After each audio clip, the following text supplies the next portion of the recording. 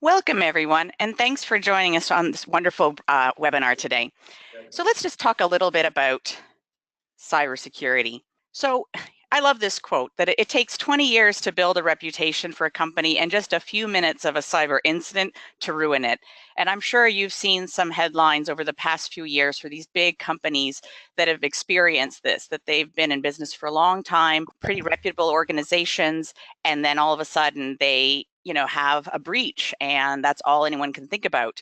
So this is, obviously becoming more and more of a challenge for both big businesses as well as small businesses as well. And obviously, I think that's why you're here today for this webinar. So before we dig into the actual elements of cybersecurity and threat, let's talk about what it is exactly. So the actual term, it's a bit of a buzzword, but it actually existed since 1994, but we really only started hearing it in the mainstream in 2010. It's actually not really widely agreed to in terms of a definition. Some people actually still use the term information security. Some people think of cybersecurity as a subset of information security. Some people think that they're one and the same. Some people just think cybersecurity is a new word for computer security or network security. Anywho, for the purpose of this webinar, I'm going to define it as the practice of ensuring the integrity, confidentiality, and availability of your business information. And also, on a more technical perspective, the ability to defend and recover against accidents or incidents. And this could be anything from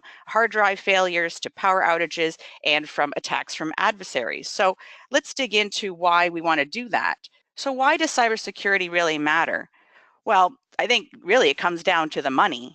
So let's look at some of the figures from our recent Cybercrime 2017 report. Cybercrime damage is going to cost about $6 trillion annually by 2021. To deal with all this cyber damage, cybersecurity spending is going to exceed $1 trillion between 2017 and 2021. The human attack surface is going to reach 6 billion people by 2022. What that means is the amount of people actually on the internet. So actually right now, as of 2017, there were 3.8 billion internet users, which is about 50% of the world's population. So they're forecasting that that's going to jump up to, like I said, 6 billion, and by 2030, they're suspecting it's going to be 7.5 billion internet users. And that the big one we are hearing around today of ransomware, that's actually going to continue to rise, and that the cost for ransomware will cost 11.5 billion in 2019. And that I found this is a great stat and kind of scary from a business perspective, that businesses will continue to fall victim to ransomware at a rate of as an attack every 14 seconds by the year 2019. So that's pretty scary in terms of, and I put that out there because obviously money makes a difference, but it's also in terms of how prevalent this is going to be in the future. It's not going away. So what can we do to actually protect ourselves from this? Well, and that's what this webinar is all about. Most of it is education and awareness. So we're going to get started by just talking about, at a high level, what cybersecurity or threats are. So every internet user, I think any user, whether they're young, old, or business, should understand this sort of basic concept, that there are different types of breaches and threats that exist out there. So the hackers, which are the bad guys, they're always looking for weaknesses and vulnerabilities. And basically, in terms of your computer, there are 3 different ways that they can find these vulnerabilities. There's physical vulnerabilities like the hardware. So either actually getting to your laptop or computer and putting in a USB drive, or getting in through your router, sort of physical hacking type of thing.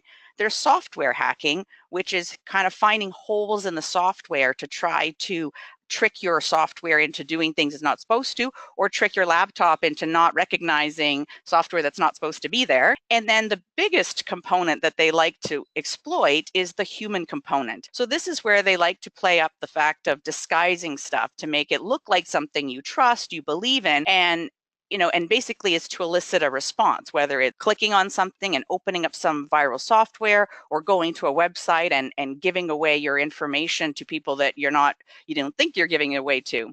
So there are lots of different cybersecurity threats. These are sort of the most common ones. We're going to talk about some of these today. So overall, sort of data loss and compromised data is a big issue. Ransomware, which I just talked a little bit about, and we're going to talk about a little bit more today. we're going to talk about this one's actually becoming more and more of an issue. And I've seen some samples and they're actually quite scary in terms of the the type of genuine, like the emails look so genuine that I would say as an employee, I would struggle to know whether or not this is actually coming from someone in my organization.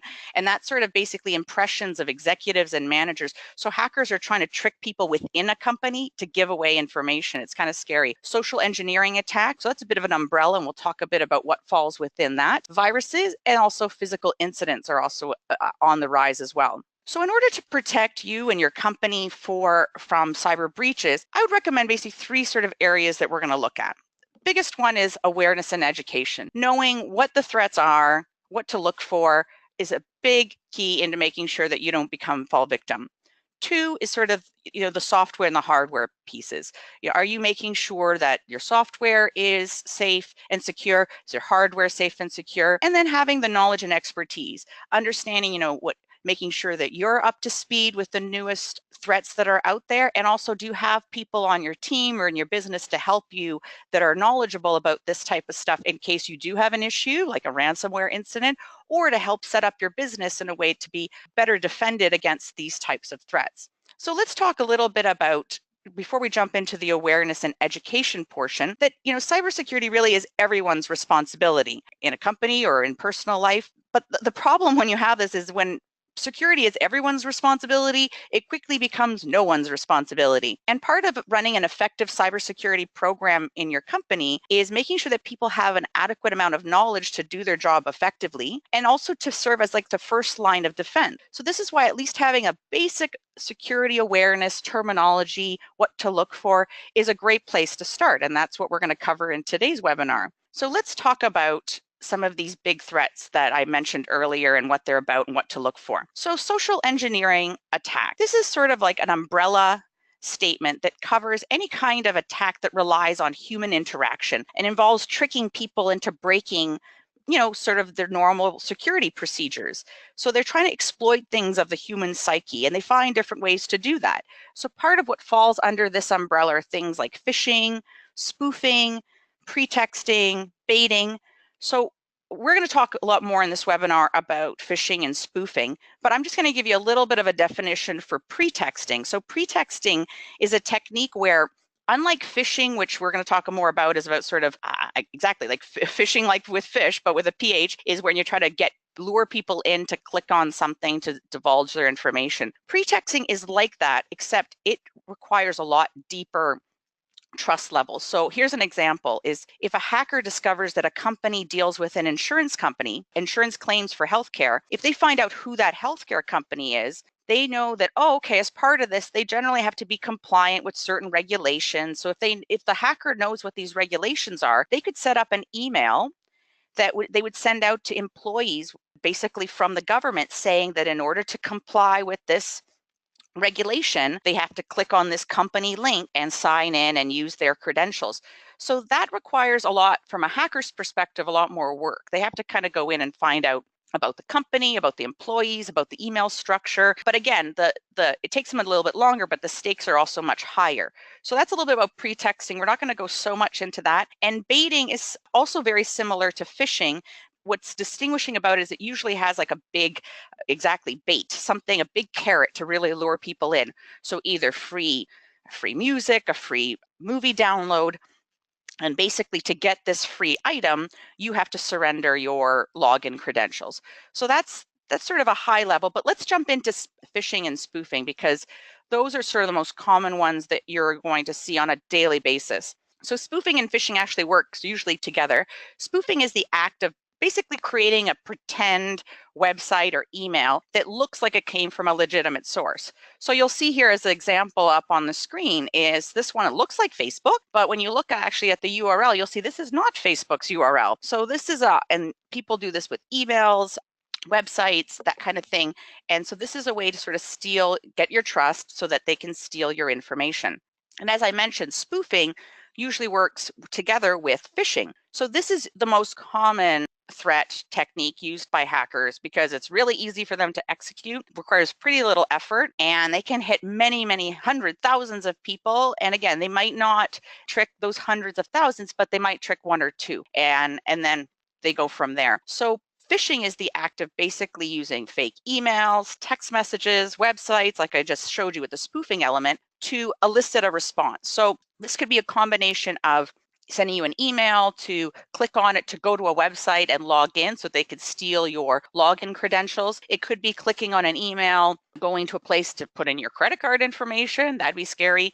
Also, even just putting in information. They send you an email saying, hey, we need your address or something because we need to confirm it. So things like that. There's just basically a way to get your information through trickery. So the way you avoid being a victim of phishing and spoofing is, first and foremost, is stop before you click. Before I even go to number one right here, my biggest thing is just be aware that it exists. And before you click anything, stop and let's take a look at it. And first of it is learning to identify, like, and that's part of why I'm saying stop, because I know we are bombarded with emails. We're getting hundreds of emails a day, and it's really easy to sit there and scan, and swipe and delete, or click really quickly because we're going through them at such a quick rate. But this is where it's really important, especially with, I'd say, anything that's asking you for your information, something that seems like a company you trust, like Amazon, PayPal, banking, anything. Don't click on it until you do these checks, okay? So first and foremost, you're going to take a look at it to see, is the name and the email correct? You're also going to check the link. And the way you do that is if you hover over the actual URL in the email address, you'll see the URL come up. And obviously, if it's Amazon, it should have an www.amazon.com type address, not some other kind. Another thing you should look for as well, and I found this in tons of the emails that I've received, is poor spelling and grammar. Now, a lot of these phishing schemes come from abroad, and English is not their first language, so they'll usually take an email, an actual letter that they might have found, and alter it a bit. Again, their grammar and spelling is not correct, but they don't care. They put it in there anyways. And I find that interesting because people need to keep in mind that big companies like Amazon, like PayPal, like all these big companies, they have people on staff that it's their jobs to write emails and letters and make sure that they're perfect and the grammar is perfect. There is no spelling errors. Not to say that they don't have mistakes occasionally, but for the most part, they will be perfect. So if you're getting some weird email that has like very obvious blatant spelling mistakes from some big organization, definitely a flag that this is probably not a real email. Also, something to look for is threatening wording. So because they want to elicit a response from you. So you'll see emails like urgent action required, your account will be closed, your account's been compromised, because they want to play on that anxiety to get you to respond and just react and click on it. In this example that I have here, you see refund, you're like, ooh, I'm getting money? Great. So you just go in. Oh, all you have to do is provide a billing address. Perfect. But then it's like, wait a minute. Amazon has if they're providing me a refund for something, they have my address already on file. Why would they be asking me for it? So that's something to keep in mind.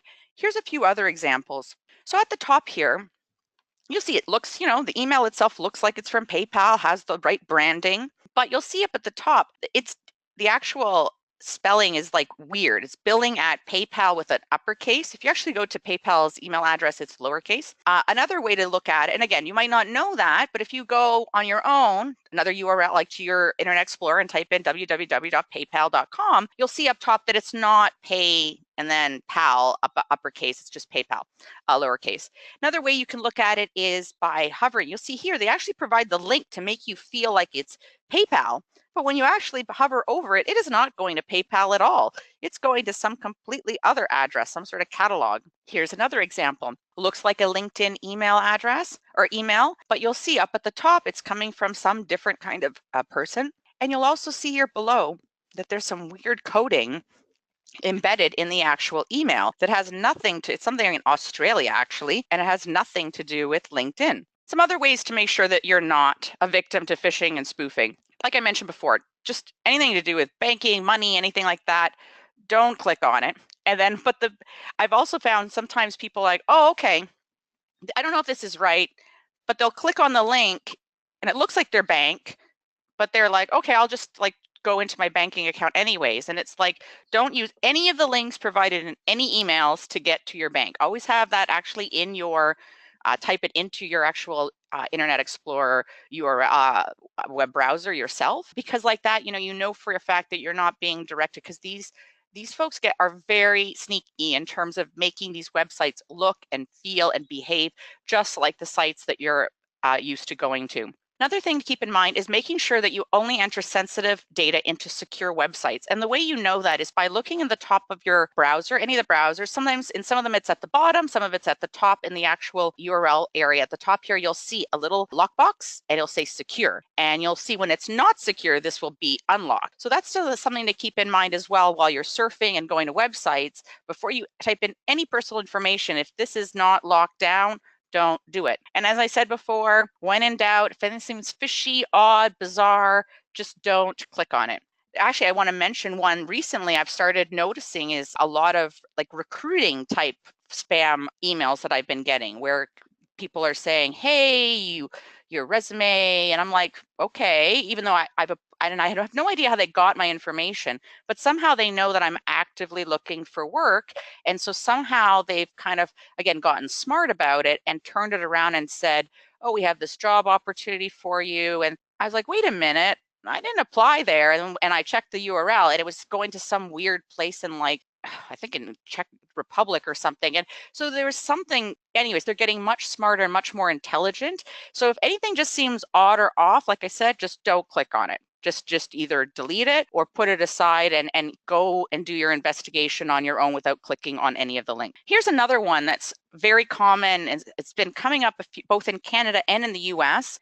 And this one scares me a lot because at work, we're busy, especially people in certain departments like payroll or HR, they're bombarded with people asking for stuff. And I don't know, if everyone would take the time or the moment to actually go, oh, and really check their emails to say, is this actually from so-and-so? So here's what's actually happening. These hackers are getting, again, they're doing their research. They're finding out who's in a company, who and this is, easily, you can go to a website, find out who the leader is, because most companies have a page with who their executives are. So once they find out who the executives are, they create these emails with the photo, with the email address. It looks authentic. And basically, they send it internally within a company saying, hey, give me this report with this data, either tax statements of an employee or tax statements for all the employees, things like that. And it's scary stuff because, a HR person, if it's coming from the CEO, would they really balk at it? No, they'd probably be like, okay. And then they would send it along. So this is something, and it's definitely coming along around tax season because the hackers know that these conversations, these emails are happening. So it wouldn't be odd per se to get this type of request.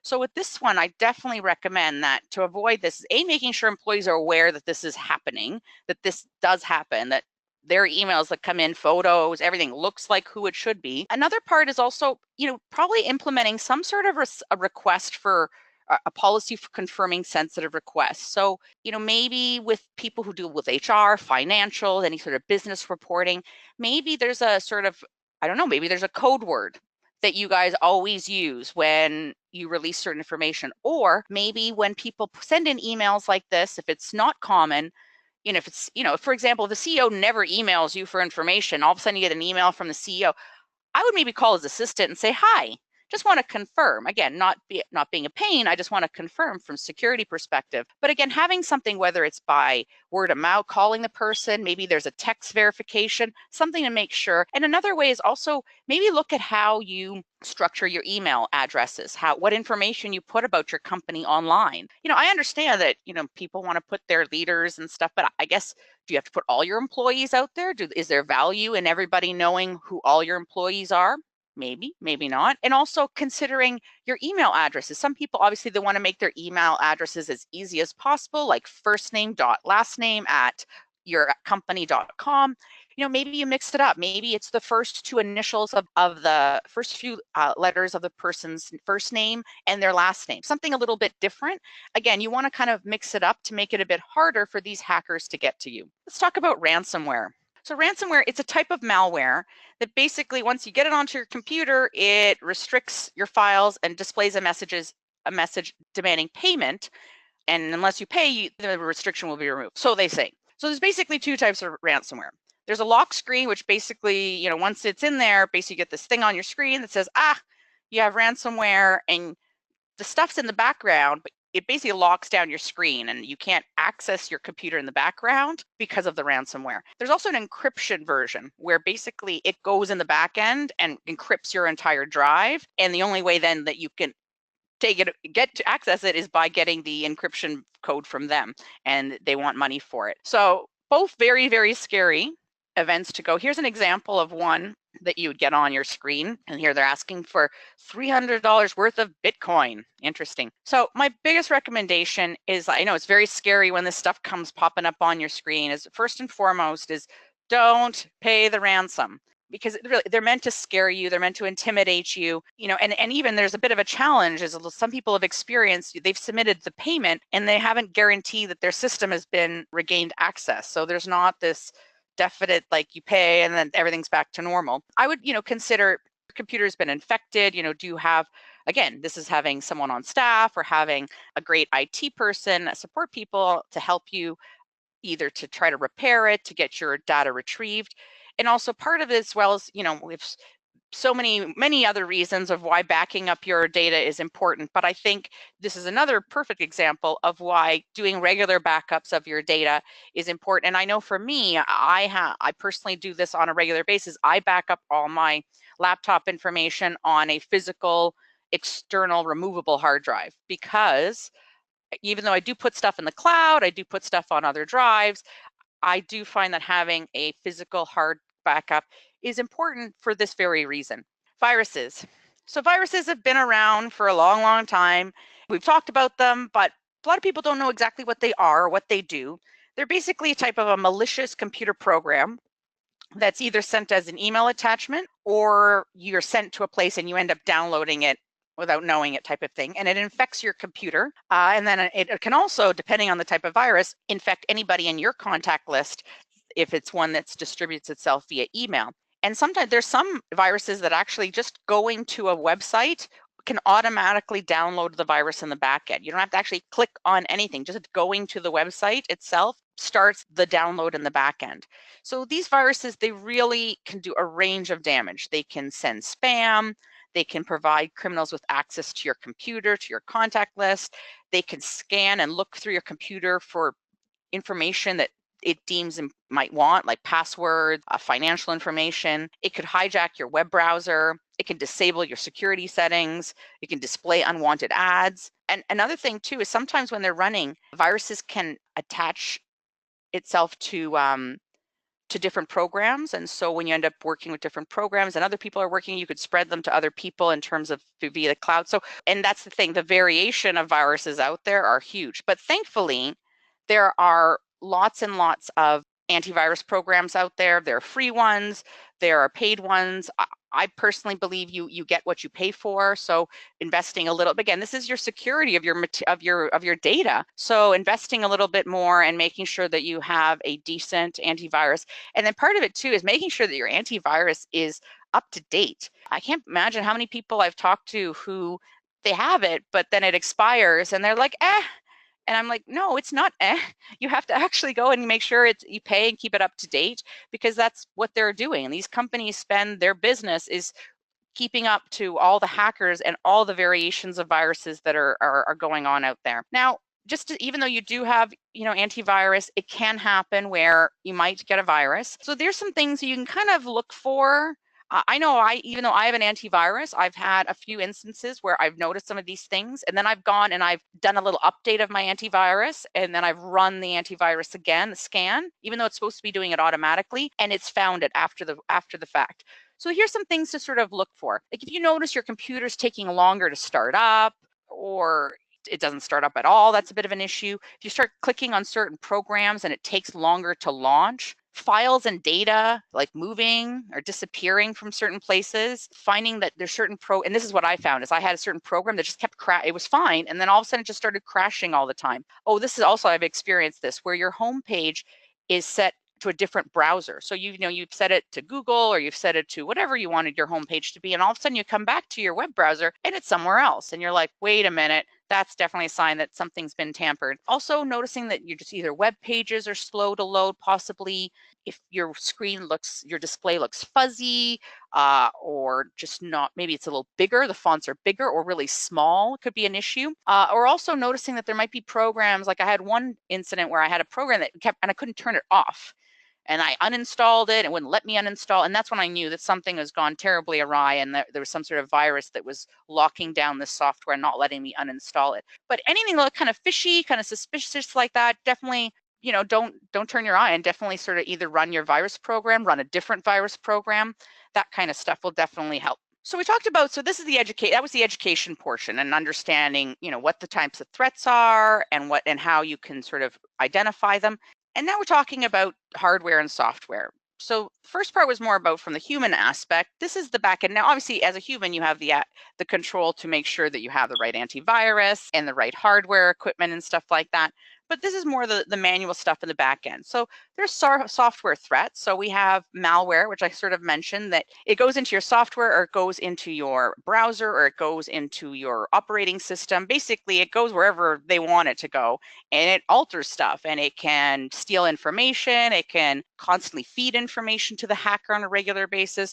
Lots of scary stuff with malware, like I said, because of the variation out there. Definitely important to have a good antivirus to prevent that. Trojan horses. Back in the early 2000s, there's sort of big influx of Trojan horses. They seem to kind of disappear for a while, but they're definitely coming back with a vengeance, so it seems. And basically, they seem, well, like it's like the history lesson of a Trojan horse. They seem like a legitimate piece of software. You think that you're installing something that you're supposed to be installing, but actually in the back end of this software, there is a bad piece of software. And so when it launches, very similar to malware, as you launch it, it basically populates in the back end, and it can do a variety of things. It could lock down your computer, it can share information, it can do all the various same things that a malware could do. And then there's another classification of spyware. So similar to malware, but spyware is specifically doesn't really want to alter things. It doesn't really want to like play around with your software. It really wants to just exist in the background and watch you and watch information. And it can either and send that watched information to whoever put it there in the first place. So again, it could watch your email. It can watch your web browser. It can watch many different things and send this information to whoever is the source of the spyware. I found that a lot of this spyware comes from like free downloads. It's usually in the back end. And sometimes you're actually consenting to it going in there, sometimes it's not. And I actually found a lot of spyware, because of its very nature, it's spyware, it's supposed to be sneaky and exist in the back end, doesn't always come up with virus scans. So there are a lot of virusware software applications out there that you can, some are free, again, some are not, and you can do a scan and just check to make sure that you don't have any kind of spyware running in the back end. And then there's hardware threats.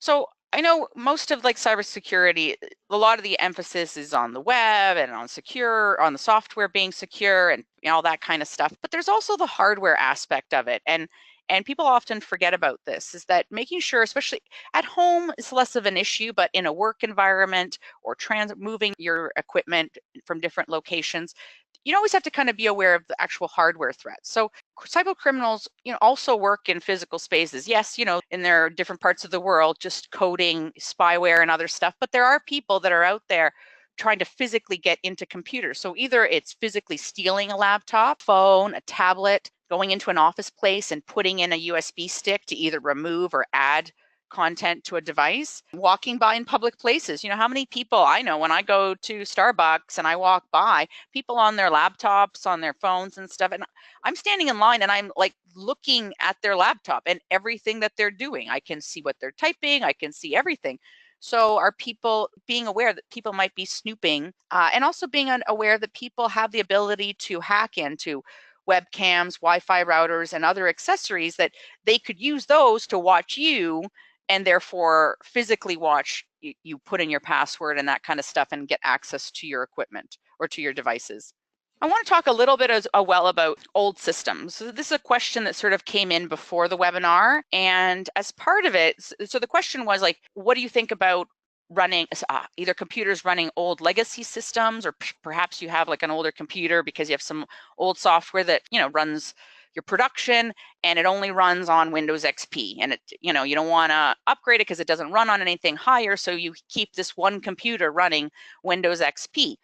Well, there's a bit of a risk with that. So I'll give you a bit of just as a little story of warning. So last year, the UK National Health Service was basically shut down, completely shut down. Their whole health service was shut down by ransomware. And the problem was that the whole system, everybody was running Windows XP. And basically all the new patches for 2017 were not running.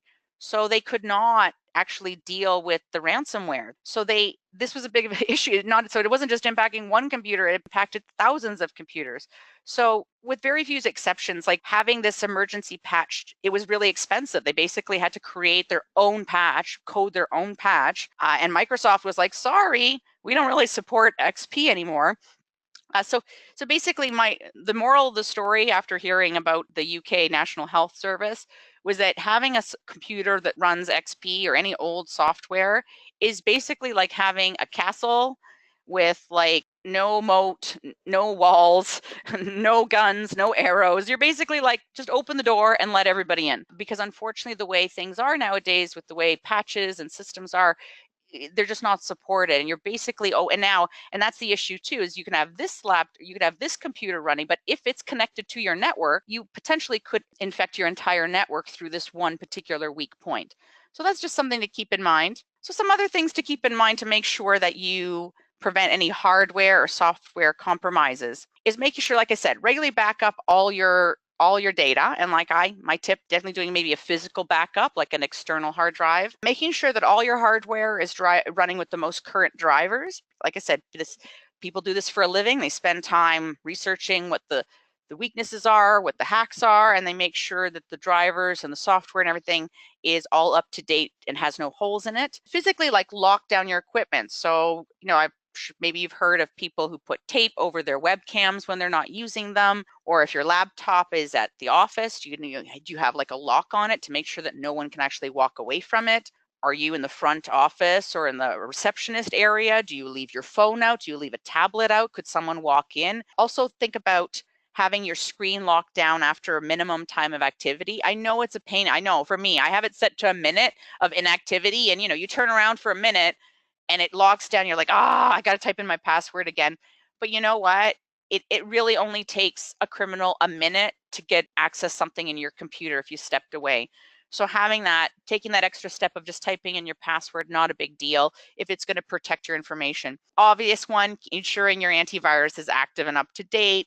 Like I mentioned, running a spyware program is also helpful. Working with IT to make sure that employees don't install stuff on their devices. So I've actually worked at some organizations where if a device was provided to me, either a laptop or a phone or tablet, it's actually locked down, that no other software other than what they provide me can be installed on the device. And I think that's a great way, again, to just prevent potential of unwanted things being loaded on these devices. And then we didn't really talk too much about it, but there's a whole level of passwords and making sure that your employees use complex passwords. Because a lot of the stuff we talked to today was just giving your password out, but there's a whole other conversation that to be had about security in terms of making sure that people can't guess your password. Like I think every year they do a sort of study about people commonly use passwords, and 1, 2, 3, 4, 5, 6, 7 like continues. I think now most passwords require 8 digits. So the fact that people continue to use 1, 2, 3, 4, 5, 6, 7, 8 as a password is amazing to me.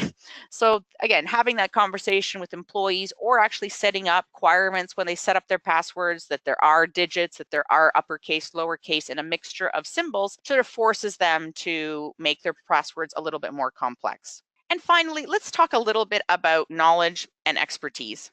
So keeping yourself up to date on what's going on in the cybersecurity world is a good way to start, because again, there's always new sort of hacks and areas of concern sort of happening. So, you could put yourself on one of these feeds just to get a regular update, weekly update. There's some common ones that I put here: Hackers News. Another one, recommend Dark Reading, securityintelligence.com, and KrebsonSecurity.com. It's a fellow smart guy, but he's also always talking about sort of different security threats. subscribe to one of those and just sort of keep up to speed with what's going on in the cybersecurity world. And also consider leveraging like some expertise from a company. So I don't know within your organization whether you have anyone who's an expert in cybersecurity, but consider going to a company and asking them to evaluate your current security measures. And they could, a lot of them will go through what you currently do, both your software, your hardware, even your human aspect, your procedures, and they can talk to you about recommendations on how to make your business more and data more secure. And they can also help you with ongoing maintenance of all of this, your antivirus and all these different devices and stuff to make sure that everything is safe and secure. Great. Well, I really hope that you guys found this webinar helpful, and I hope you'll join us for our next one.